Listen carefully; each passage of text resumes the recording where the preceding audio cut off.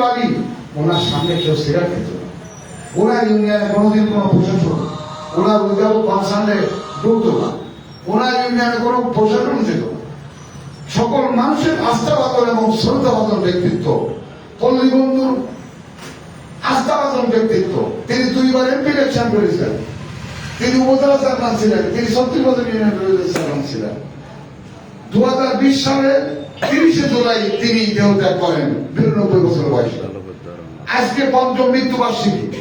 তারা উপজেলা দেখবানির পক্ষ থেকে ওরা রুয়ের বাক্তার কামনায় আমরা মিলাদ মাহফিল, দোয়া অনুসরণ সভা এবং দোয়া অনুষ্ঠানের আয়োজন করেছে।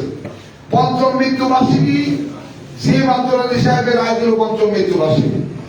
এই 5ম মৃত্যুবার্ষিকী পালন উপলক্ষে স্মরণ সভা, মিলাদ মাহফিল ও দোয়া অনুষ্ঠানের আয়োজন করা হয়েছে। আমরা প্রতিবার উপজেলা দেখবানির পক্ষ থেকে এই দোয়া অনুষ্ঠানের আয়োজন করেছেন।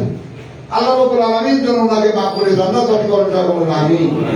সারাটা জীবন তিনি মানুষের কল্যাণে কাজ করেছেন, সারাটা জীবন মানুষকে খেদমত করেছেন, সারাটা জীবন নিজের স্বার্থ দেখেননি। আল্লাহ রাব্বুল আলামিন এই ধরনের মানুষকে আপনি আমাদের বাংলার জমিনে বেশি বেশি সৃষ্টি করে দিন, যারা মানুষের কল্যাণে কাজ করতে পারে। আমার সারা মানুষ আমরা দোয়া চাই, হুজুর আমাদের জন্য একটু দোয়া করেন। আর আমি দোয়া চাচ্ছি আপনাদের কাছে, আমাদের বাংলাদেশের শ্রেষ্ঠ ইমাম তারা কমপ্লেক্স জামে মসজিদের পেশ ইমাম বিশিষ্ট আলেমে দ্বীন হযরত মাওলানা আলাদ হযরত মাওলানা মোহাম্মদ সাইদুর রহমান সাহেবকে আল্লাহ রাব্বুল আলামিন যেন দীর্ঘ হায়াত দান করেন। আমিন। আল্লাহ রাব্বুল আলামিন ইসলামের জন্য ওনাকে কবুল করে নেন।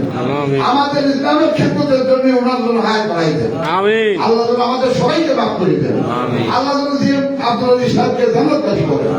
এই বলতে আমি আজকের অনুষ্ঠানে প্রধান অতিথি জনাব আলাদ মাওলানা সাইদুর রহমান সাহেবকে মিলাদ মাহফিল অনুষ্ঠান পরিচালনা করার আহ্বান জানিয়ে আমার প্রশ্ন করছি।